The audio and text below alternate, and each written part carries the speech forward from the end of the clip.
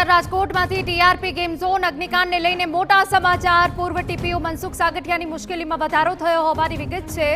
મનસુખ સાગઠિયા સામે ઈડી તપાસ કરવા મંજૂરી આપવામાં આવી હોવાની વિગતો છે। સ્ટેન્ડિંગ કમિટી મંજૂરી બાદ જનરલ બોર્ડમાં પણ મંજૂરી મળી છે।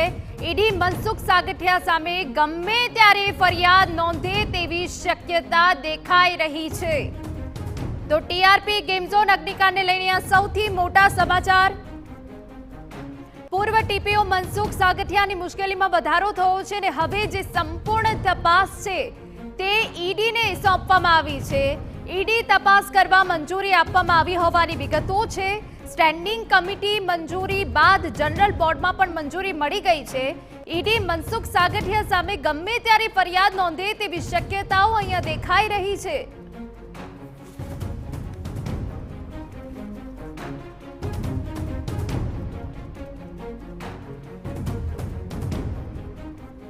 તો ઈડીને તપાસ કરવા મંજૂરી મળી છે। સ્ટેન્ડિંગ કમિટી મંજૂરી બાદ જનરલ બોર્ડમાં પણ મંજૂરી મળી છે।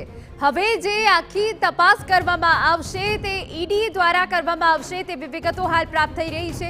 ટીઆરપી ગેમ ઝોનનો આખો જે મામલો હતો તેમાં સૌથી મોટા સમાચાર કે જે પૂર્વ ટીપીઓ મનસુખ સાગઠિયા છે કે જેના ઉપર આખો ગાડીઓ કસાયો છે તેમાં હવે ઈડી દ્વારા તપાસ કરવામાં આવશે।